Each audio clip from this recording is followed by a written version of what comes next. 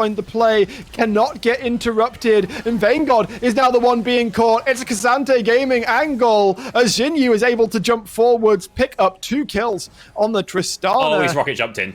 Oh, Will he has rocket jumped in, is able to get away from that one, but suddenly DMG completely turn around the play. Oh, hang on, they're restarting to dive. Oh, they're going for it again. Oh, show the camera bot. Oh, what's happening? Oh, they're going to try again. They're going to try again. Please, please. They're thinking about it. Willem goes down.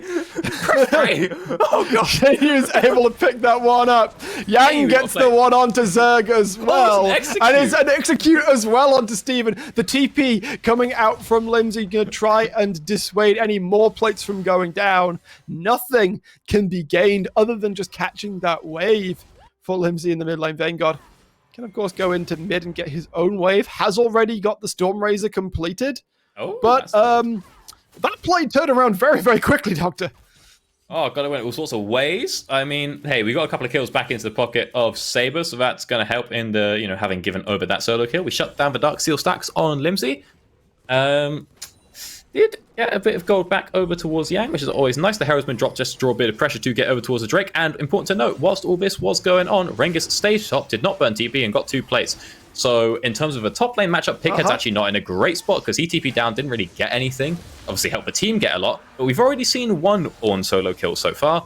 There could be risk of another now that we have an item advantage up there. If Rengus wants to go for it, he might just want to come and set up a play on mid with his ult as he hovers in the river.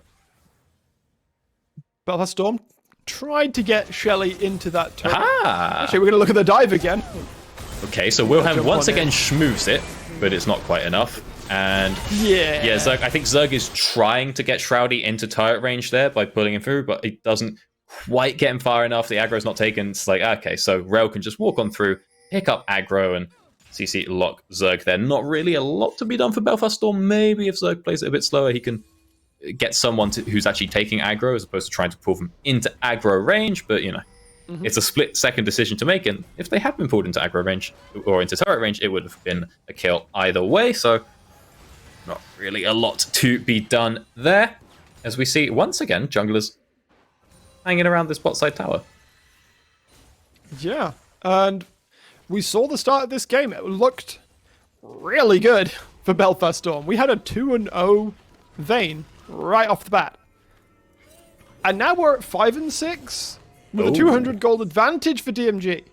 Oh no, fellas. Oh, it's a good. They don't know. It's not spotted. Oh, Zerg doesn't know. If Wilhelm completes the recall, he doesn't complete the recall in time. He's going to be able to jump in. There's the TP coming through. That'll be Rengus joining the play. Steven is already down. Call the Forge God coming through. There is no way out for Yang. Wilhelm will pick that up, and 4 members on the bottom lane from the side of Belfast Storm will tear the game right back open. All right, Igor. That's a bit of a miscommunication there, though. You have to think. Coming through from the DMG side, because, you know, Yang, Steve, and Shroudy, they all start their recalls at the same time. And then Shroudy finishes his, and the other 2 cancel. And you think, well, was this one not quite communicated on the page? You have to say it's a good idea on the engage. You know, they think that they've got the drop entirely on Belfast. They're like, great. We weren't in the bush that they checked, and we dodged the hook that they threw. We are massively chilling. They have no reason to suspect that we would still be here. The problem is they didn't suspect that Wilhelm would still be there. And it all went a little bit downhill after that. Sure did. Gold jumps back towards Belfast Storm. It's not an immense difference right now. 3 members are going to rush towards the top side, looking to see if they can get in on towards Pighead. He does go all out to try and get out. The Flay will pull him back far enough that Vanguard is able to secure the kill. However, in the meantime, several other members, DMG, looking towards this top side, possibly punish Zerg and Vanguard. They do find the catch. The Thresh is banged to rights. Vanguard does not have the final hour. Going to have to try and sneak through. But yeah, you're not getting out of that much CC. That will be the shutdown handed across to Jinyu. Didn't have the very best of that early lane, of course, getting solo kill. But now 4 and 1 and will absolutely smelt that top lane tower. We'll start to put a little bit of damage onto it. Let it be known it'll be more people AD, but he'll get the turret and get the first brick to boot. Not quite plates on the table, but still a fair bit of gold. Has to be a little careful here, though. Wilhelm walking up. Oh, he's in a 1v3. Yeah, no. You ain't getting out of this it's a one, big my heal. friend. Manages to do a lot of damage and, yeah, nearly finds Shroudy Rowdy thanks to the Gore Drinker. But Flash Out will keep that to Leah safe, and that's another kill handed on to Zidus Tristana. I thought he had it for a second. I'll be honest, I got a little bit stunned. Look at the minimap. Could not see the other two people there, so I thought it was 1v1 in Wilhelm's, going to be in Wilhelm's favor. Turns out it was 1v3. Bit unlucky. Does nearly manage to pick up Shroudy at least, and that's a relatively reasonable sign, but at the end of the day, it's just sort of a kill. Doesn't matter all too much. What will matter is the Drake spawning in just a couple of seconds, and the Herald is already on the table as we start to think about maybe moving up and towards a Mountain Soul. Yeah. It's coming up pretty soon, and, well, Belfast Storm already got 2 in the pocket. See right now, Shroudy Rowdy and Steven are going to step into the river, try and secure some vision control. There are a couple of DMG wards towards this bottom side jungle for Belfast Storm as well, and in fact, Wilhelm may find himself in a little bit of a situation, has got the flash, will be forced to burn it to get out of that situation now. The potential collapse coming forwards. Right now, Jinyu is going to be able to take down that bot lane turret. Should just be able to jump out over the wall. Otherwise, he's at risk of getting collapsed on. The pull back does not save Rengis. The Ornn will drop. Vanguard trying to step away. Does get pulled in by the Magnet Storm. Can the follow-up find him? There is the all-out from Pighead. It is a Cassante gaming angle as Rengis is going to be able to find 2. Pighead gets the 3. Zerg running under his tier 2 turret. Doesn't quite get pulled back by the Q3. But that's 3 kills for the Cassante. And that's a big fight win for DMG UK. All right, hang on, lads. We've turned it around a little bit. We've picked ourselves up a couple of kills. We've got a 600 gold turret. We've got a mountain and put a stop to the stacking of the Drakes. We've got 10 stacks in Shroudy Rowdy's pocket. That man's going to be zooming around the place with the passive in motion as well. And now we've started to get ourselves a bit of a foothold. Not even. I thought this would be bringing us to an even game. But no, that is more than enough gold to put DMG comfortably in the lead. And they can all reset in time to go ahead and try themselves a second Rift Herald. This is a whole drum and bass game, Doctor. We've been going like a pendulum, back and forth, back and forth. Just how Sinji likes it. Ooh.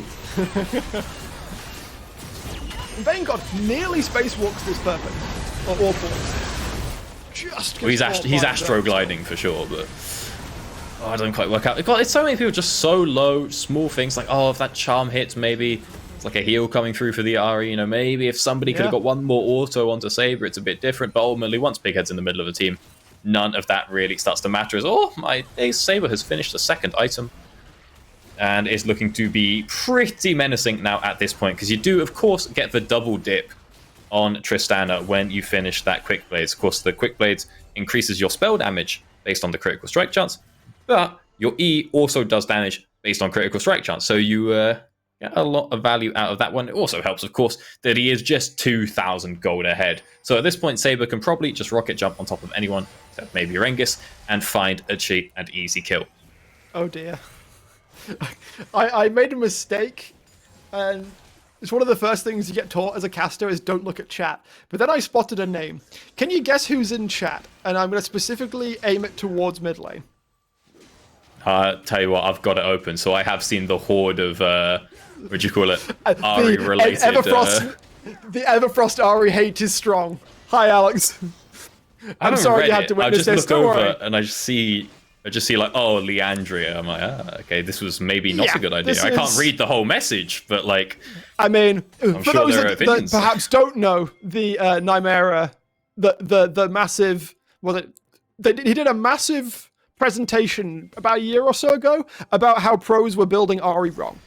And to be fair, he argued very convincingly to that effect.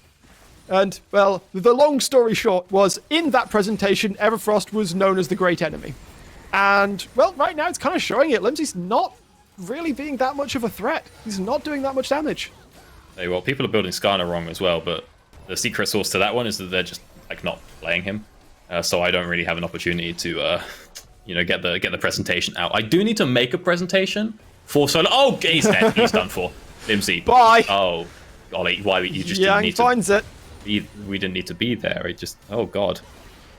He's dead. Oh, hang about. That's a Baron. We're 20 minutes and 3 seconds in. We are straight in there. And Ooh, with Tristana Varus, that's a lot of damage. It's a little bit of damage. Contact Phil Swift, you aren't dealing with that one very easily. Wilhelm currently taking his red buff, does have flash, does have smite available. But if he goes in too soon, of course, Pighead can just yoink him straight back out with the all-out.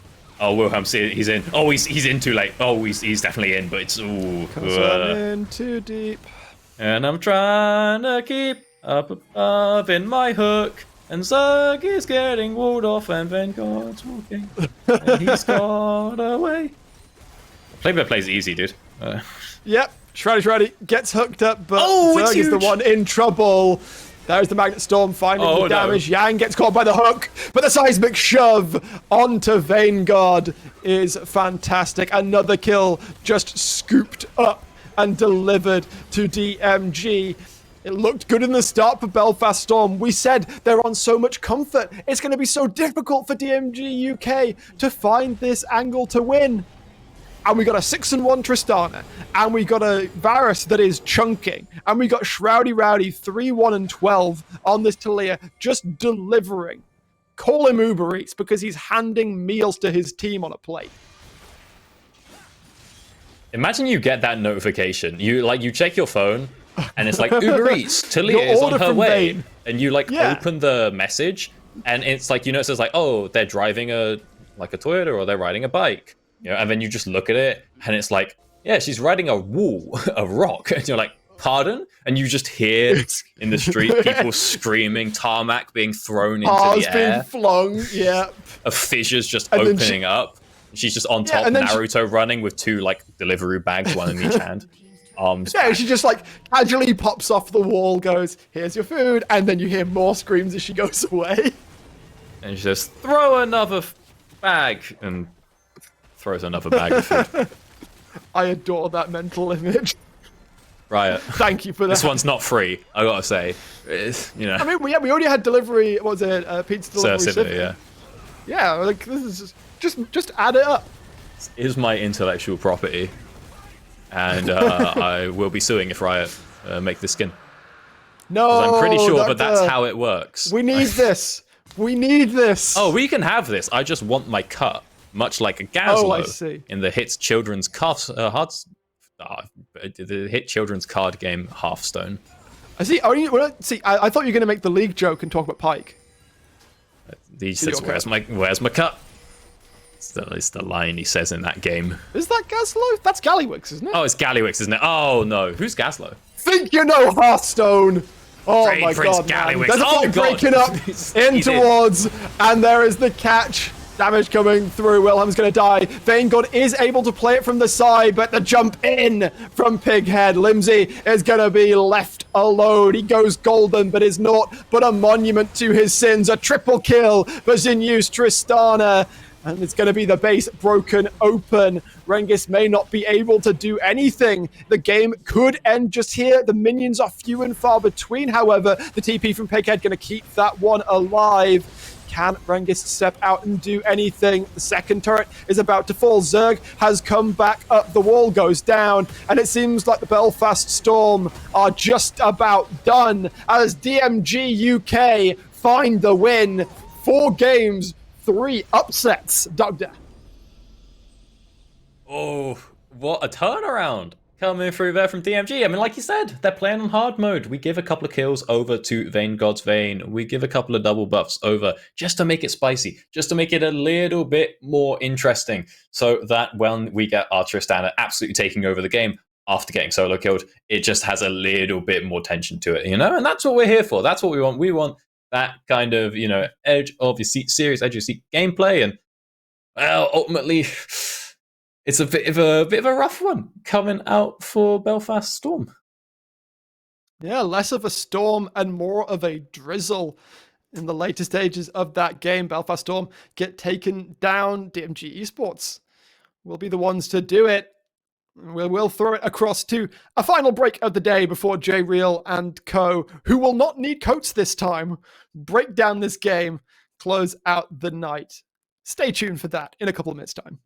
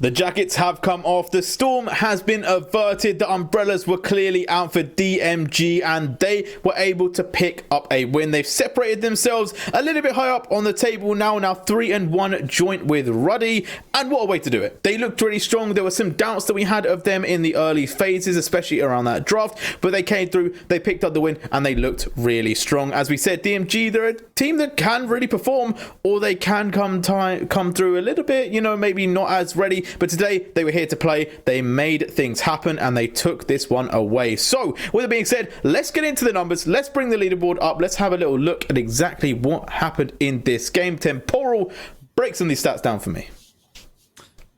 As you can see, the 19 KDA sitting on Ruddy, indicative of a slight jungle differential. And that was really a big part of what allowed the composition of DMG to play through these fights and just deal so much damage onto the two squishy carries of Belfast Storm. And despite their early lead, they weren't able to hold on to that as Ruddy fired away.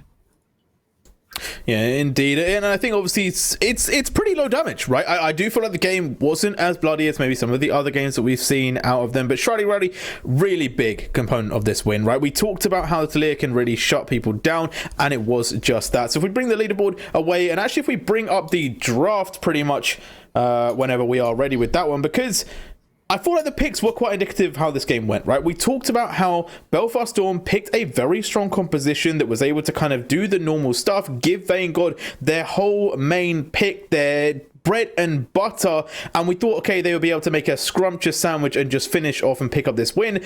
But it ended up being DMG that had all of the time to eat, and they left no crumbs. Yeah, it felt like a bait in the end. It looked like they knew what they was in for, and it kind of comes down to exactly what Temporal said, that Talia was one of the big catalysts of this entire game.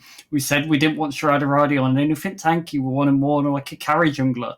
And the numbers speak for themselves. He had the most damage in the game. And even though that first gank didn't go the way they wanted, he stayed up in farm, he stayed up in levels, and then just every time he showed up, there was instant impact from this Talia pick. Yeah, I think Saber as well is another one that we can shout out. The Tristana mid, it's not necessarily the most common pick. It definitely does have its fine amount of being secured in, and definitely can be a big problem, especially in, I guess, more solo queue settings. But it really did come with a lot of problems for them, right? They couldn't really get the Vayne into these good situations. And Temporal, do you feel like that was kind of the crux of the issue? The fact that they had the Varus, they had the Tristana, they had the Talia, that were just also capable of dealing with the carries of Belfast Storm? I don't know, because the early game was still so Belfast Storm favoured. I think just a little bit of excitement maybe, and a little bit of false confidence. So maybe not paying the Talia and the Varus and the Rel their respect. Definitely the Kazante, which looked knocked down in the early game. Managed to, get taken out as well. Was critical in team fights in holding the Vayne still. And when you've got this sort of mono threat composition, it should really be two, but the Zinzao never really got there. It's just too easy to hold them still. Indeed. Okay, well, let's we're done with the draw. We can move on with that one. You guys have seen it. You've seen it in game. We talked about it a little bit more. But let's bring in the first VT. Rail, obviously, this game wasn't all sunshines and rainbows. It actually started off a little bit gloomy for the side of DMG because Vanguard, well, he got up to some mischief. Yeah, he practically gets exactly what he wants for free hit. He gets knocked up by the Rel, but it doesn't mean anything. Varus is completely exposed and pretty much left for dead at this point. Nothing you can do to save him. It's a good stun again, but it just doesn't matter. Zerg dies, but at what cost? Vanguard is still just going on here and having all the freedom he wants. Yeah, and it's definitely what you want to see. Obviously, there were a few kills traded back, but yeah, Vayne getting multiple kills in the early game. A champion that scales so well into the late, you don't want to set them up for success on a namesake as well, on Vanguard. But it wasn't all that simple, and it wasn't all just in the bot lane. Obviously, in the top lane Temporal, there were also some fights. We've talked about this Kazante, and here we go. Yeah, we besmirched Kazante in the pre-game. He sort of espoused Rengus's incredible Ornn, and as soon as the opportunity arises, manages to punish this overextension from Pighead, and we thought that was the way things were going to fall down. Little did we know what was coming next. Yeah, and a little spoiler alert here. What was coming next was a complete turnaround of events. And Rail, I'm going to give this one over to you as we start to roll this next VT, because obviously you were kind of a little bit of a champion of the hate on towards that Cassandra. You were a bit worried when you saw that one drafted that it wouldn't necessarily do too much in the game, but look at what it can do. Who would doubt Cassandra? It would never be me talking about the curse of Cassandra. But we get a good start off to the fight. Ornn's already picked off. One key front line is already gone. But what's important is that stun onto Vayne in the back line, just nailed in the coffin, put Cassandra exactly where he wanted to be. And Cassandra just had free reign on the back line. And there was nothing they could do to stop the push forward from this point. Yeah, and obviously it is all jokes, right? Cassandra hasn't had the best record. This is the first Cassandra win that we are going to get in the UKL. So there we go. Congratulations to Big Ed for picking that one up and making those things happen. All in all, I feel like it was just a really good look from DMG. I think, again, they are still a very exciting team. They played something a little bit different. They kind of caught Belfast Storm off guard. And look, that is what happened. So at the end of the day, they pick up the win and they win the last game of the day. And with that being said, it is time for the breakdown. A little bit of cool, a little bit of calm. The games are done, but we have a little bit of TLDR for you guys at home, just in case you've missed any of the games today. So we kicked it off with Venomcrest versus Ruddy, our first upset of the day. Ruddy picking up their first loss of the season, and Venomcrest doing it in pretty nice style. The second game of the day, another upset. Lionscreed picking up the first win of their campaign as well over Verzik in a pretty good style as well, but that is where the upsets stopped all here. Tempest put on an absolute clinic. The storm was raging. We even had to get our coats out just for the demolition that was the storm that they put onto Arcadeia, forcing them to have another loss, taking them to 0-4. And then the final game of the day, as you just saw, DMG, although there was a little bit of a slip up at the start, managed to regain composure and take the game from Belfast Storm. Now, that brings me to a very important question, and people that have watched me host before will know that I come through with a little bit of a game at the end of the day. I've changed the name because I don't want to keep it all the same. You know, go mix it up here and now.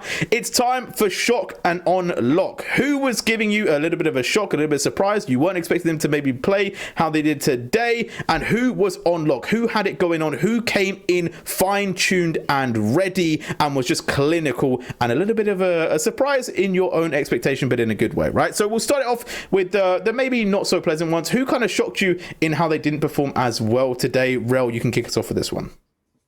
I'd have to say Wilhelm on the Zinzao.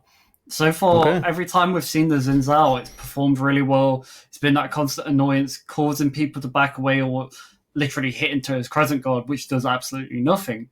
It just didn't have the same impact as what they were hoping for in that game, and it sort of moves on to what my next pick would be for you, J-Real. Okay, indeed. And then Temporal, who kind of shocked you a little bit as well? It's really difficult today. We've had some it was a good really day. It was a tough good games. day. So yeah, some tough games. I think maybe Crisis. I don't want to dunk on the guy, but you know, from the high highs of this Monday, he's got some stuff to work on, and that's all right. But not a huge force to be reckoned with in game one today. I think personally, I would say that I was a little bit surprised with Ruddy. I thought that they were maybe not meeting the levels that I've seen them meet. And you know what? You have them days. It is what it is. All of these moments, it is just one day. It is just one game. It is unfair to judge someone by their whole performance of just one moment. Yeah. But at the end of the day, it is just I was a little bit surprised. I thought Ruddy were going to come in a bit hotter. But let's talk about who was on lock. Who popped off? Who surprised you in a way that you were just like, damn, they just got it all going on. Rail, talk me through your pick. So I was sort of juggling between two. And it's literally from the last game.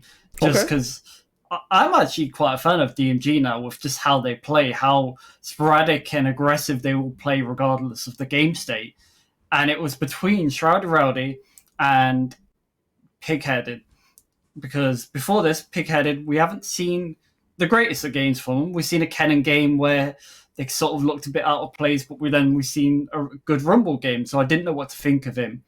And then coming into this, we see him get solo killed at the start. I was kind of like, the curse is real. Cassante's not winning any games in the UKL. And then he turned it on in the team fights. He was a constant threat, constant presence. Wherever he was, he had to be worried about. So I'd have to go for him. And then what about you, Temporal? Who had it on lock today? I think Scream. I think if you pick Draven, you got to feel yourself. Fair enough. Fair enough. Today was the Scream show. Tempest all played fantastically, but for their newest member, the one player we're still learning about in the UKC and Irish scene in the Four Nations tournament, he really, really showed up. Fair enough. I'm going to keep it with the ADCs as well. I think Kumakum was my pick that was on lock today. The Ezreal was popping off. We saw the clip. The damage was there. The plays were there. They made a big statement, and I feel like they were a big part of Lionscreed victory there. I think it was just a really good day from them, and they should be completely proud. I think it was just top tier from them. But in all honesty, I think all of the teams put on a really good performance there. I think that it was a really good day of UKEL. We had some upsets, some close games, some strong wins from a few of the teams. But all in all, that is going to be our show. So I want to say a quick thank you to a few people. Obviously, a thank you to the UKEL, a thank you to Project Gap for both running the stream, and obviously a thank you to the Four Nations for having this tournament. Obviously, a shout out to all of the teams that competed and all of the orgs that are kind of entering into this, and shout out to them for putting themselves forward and putting on such strong games. And then a shout out to all of the production, shout out to you guys behind the scenes, Lou, Tex, and also Lottie there, and also a little bit shout out to Sinji as well, even though he does try and meme me on Twitter.